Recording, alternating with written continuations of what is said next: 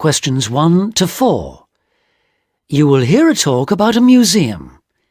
You should answer the questions as you listen because you will not hear the recording a second time. First, you have some time to look at questions 1 to 4.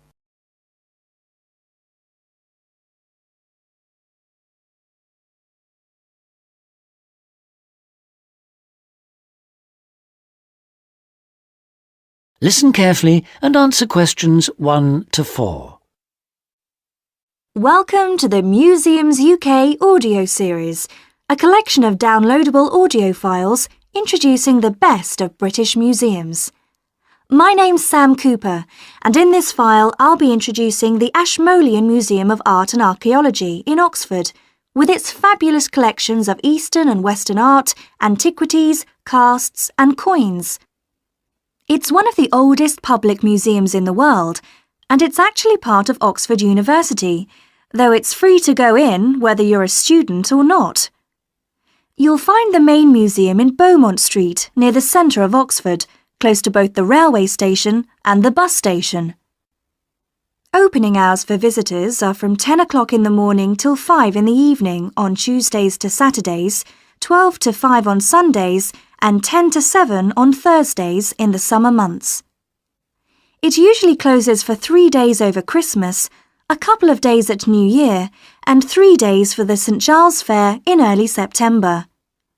You can take photos in the galleries, but only with handheld cameras and not using flash or lights, which can do serious harm to exhibits.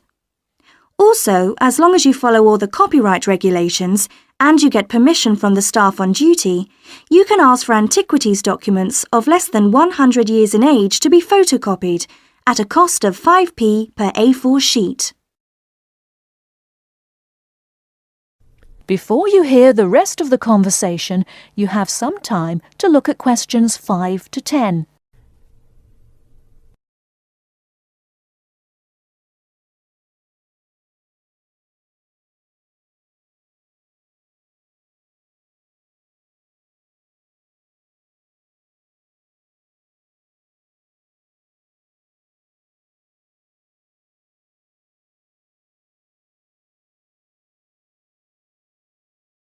Now listen and answer questions 5 to 10. Perhaps not surprisingly, given its links with the university, the Ashmolean has an education service for schools and the general public. Activities include guided group visits, which for adults last 60 minutes and cost £4 each. This makes the minimum price per group £28, as group sizes vary from 7 to 15 people. Visits by groups of young people take the same amount of time as the adult tours, but cost just £2 for university students. So, with at least 7 to a group, the lowest price is £14, though please note that there's an upper limit of 14 group members rather than the 15 for adults. For schools, there are visits to suit all age groups, and for the most popular ones, such as those to see the Greek and Egyptian collections, it's best to book a term in advance. Tours last 50 minutes, starting at 10:15, 11:30 and 1:15, with a maximum of 13 children per group. Now, if you're free in the middle of the day, why not go along to one of the 45-minute lunchtime talks? There's a really wide range of topics.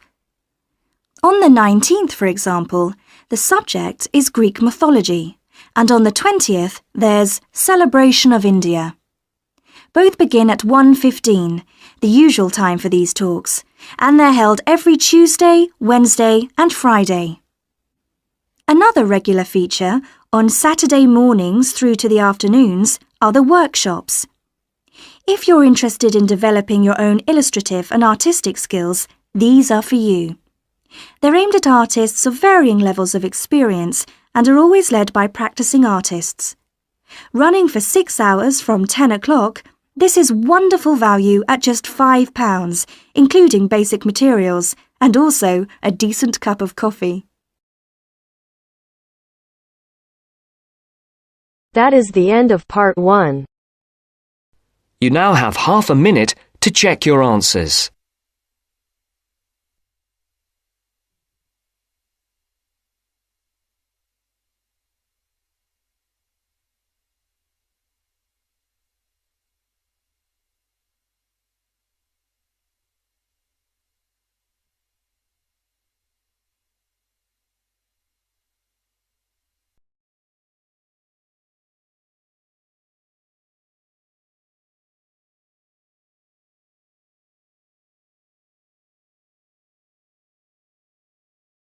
Now turns to Part 2.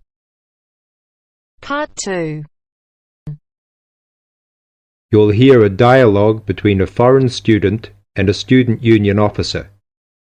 As you listen, answer the following questions.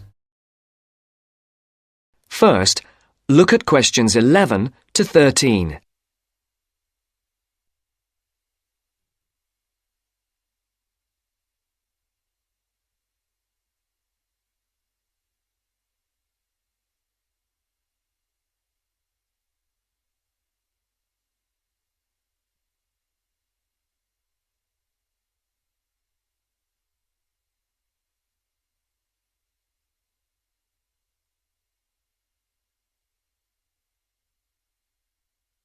As you listen to the first part of the interview, answer questions 11 to 13.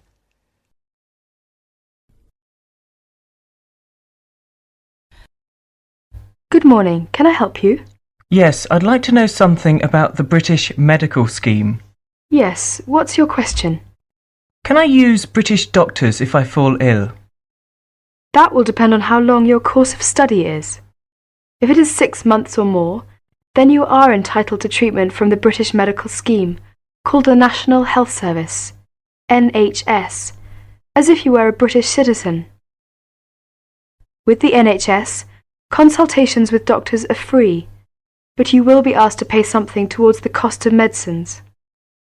In 1987, this is £2.40 for each item of medicine. You are also entitled to free treatment in British hospitals. Always make sure the doctor knows you want treatment from the NHS, as doctors also take private patients, who pay the full cost of all their treatment. How do I make sure I can be treated by the NHS? If you are eligible for treatment, that is, you are registered on a course of 6 months or longer, then the first thing you should do is to register with a doctor. You should register with any doctor close to where you live. Local post offices have lists. Now look at questions 14 to 20.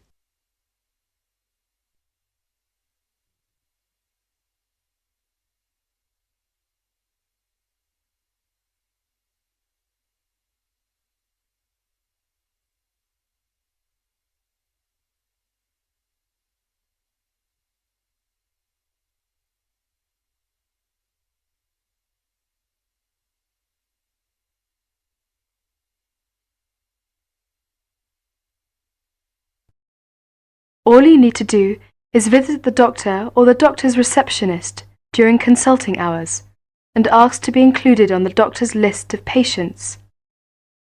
If the doctor decides to accept you, you will then be sent a medical card by post, which will carry your National Health Service number. Take great care not to lose this.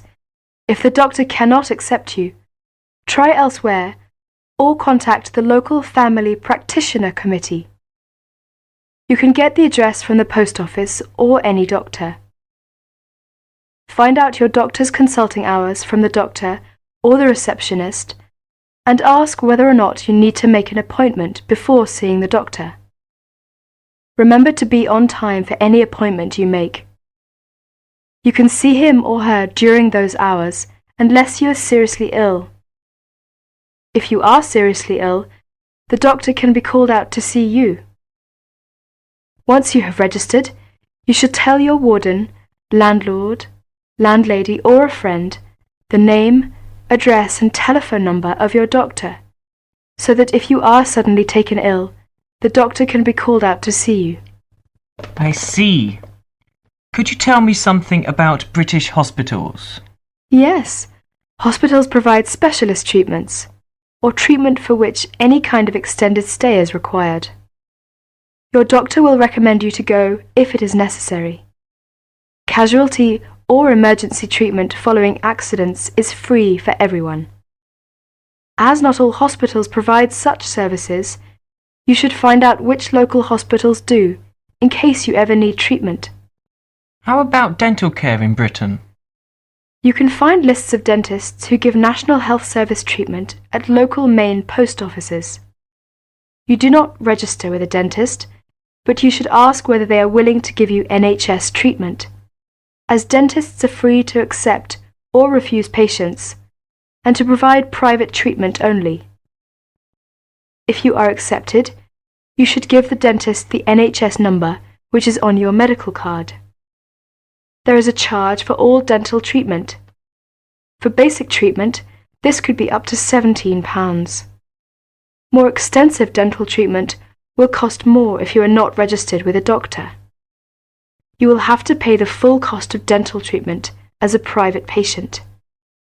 You will have to make an appointment to see your dentist and should give notice if you are unable to attend an appointment, or you will be charged for loss of time. You should try to have your teeth checked at least once per year by the dentist.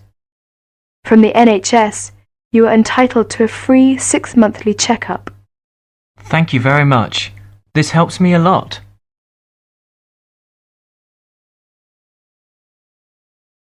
That is the end of part 2. You now have half a minute to check your answers.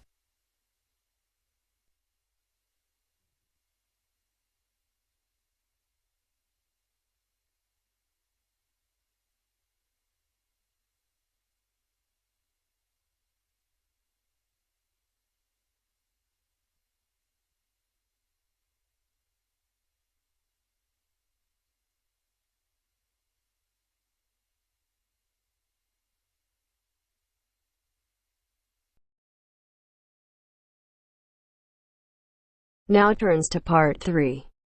Part 3. You are going to hear a conversation between Sally and Ben. They are new college students. You now have some time to read questions 21 to 25.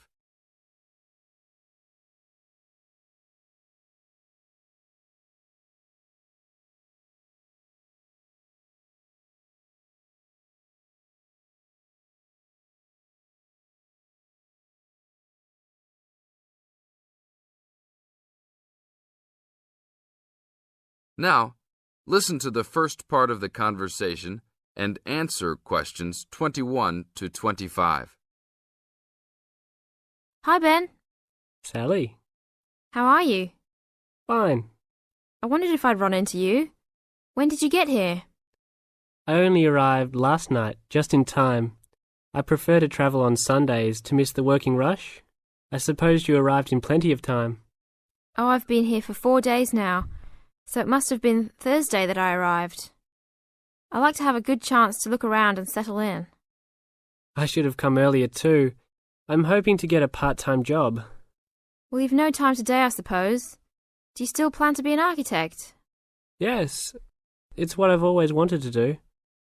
And you were planning to do economics, weren't you? Yes, I was, but now I've decided on psychology instead. How many textbooks do you have to get? I've been given this long list, and I'm sure they'll cost a fortune. See? That looks a lot. It's longer than my list. Well, it's 14 all told. So I might use library copies instead of buying some of them. What about you? I'll probably buy the whole lot of mine because I only have 5 on my list, although I'm sure there are many more I'll have to read. Luckily, we don't have to read them all straight away. Have you got your class timetable yet? It came with the book list. When do your lectures start? Tuesday. That's tomorrow. How about yours? Oh, I've got an extra day, the day after yours start. Now you have some time to read questions 26 to 30.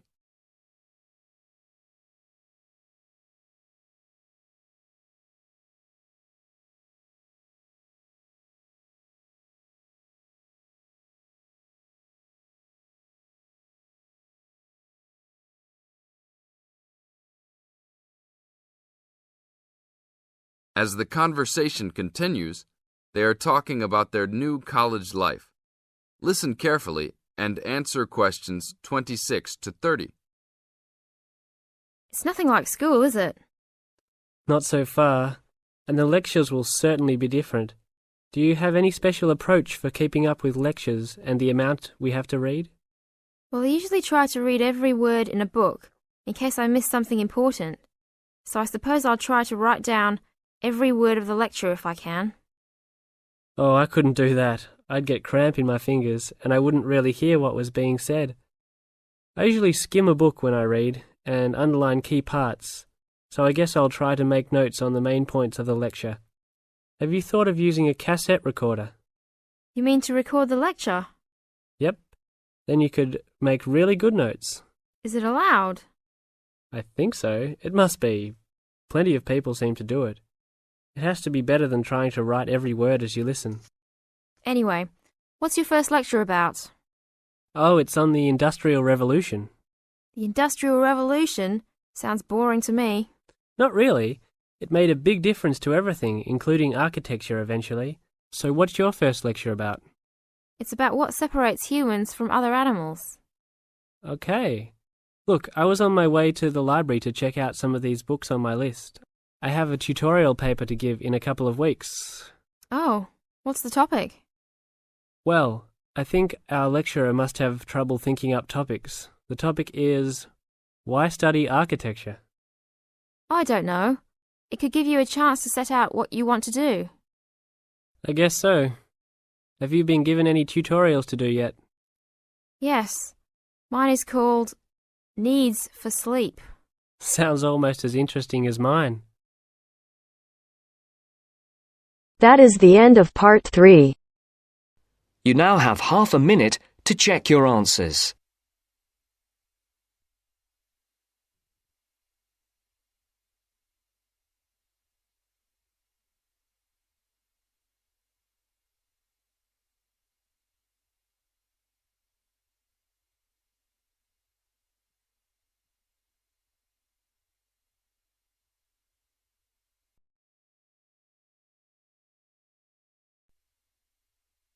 Now turns to part 4.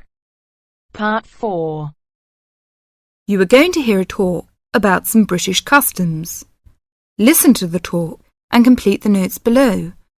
First, you have some time to look at questions 31 to 40.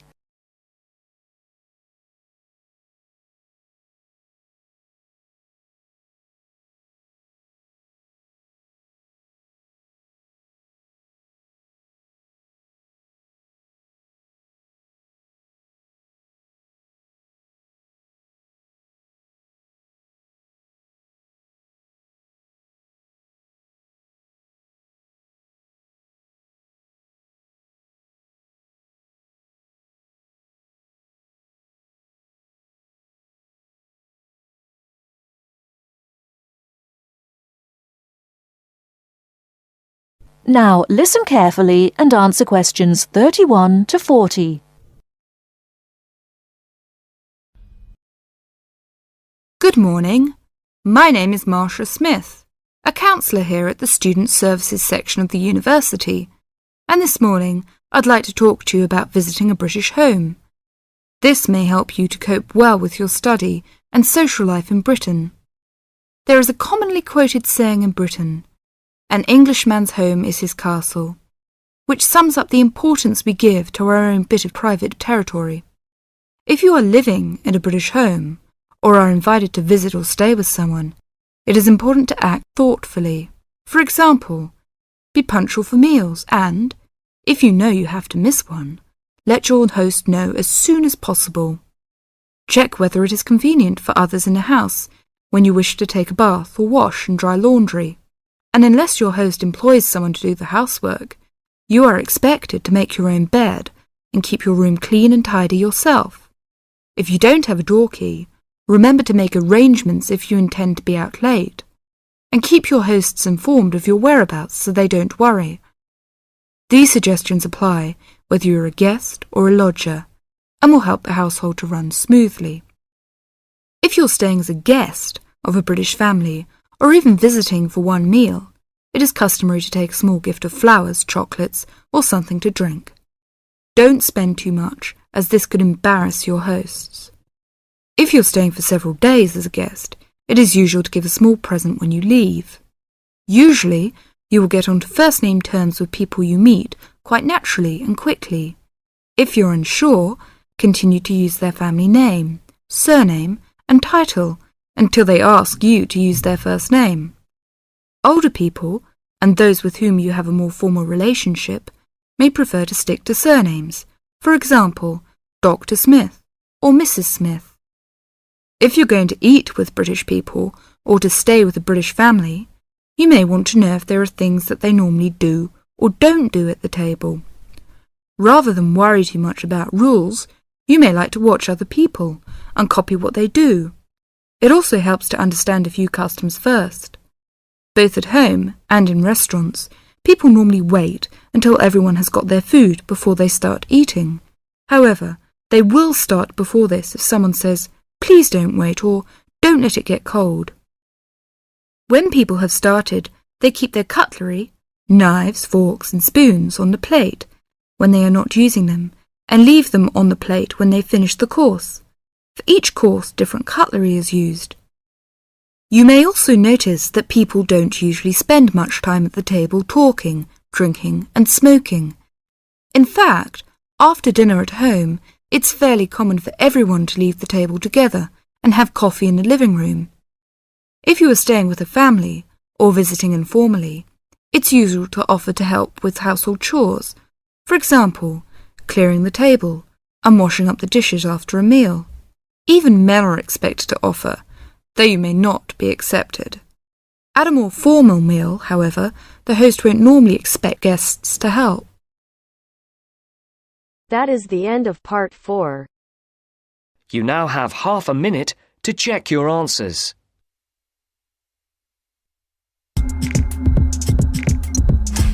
The left side, the right brain drives me insane. Don't lie, don't lie, don't lie to me.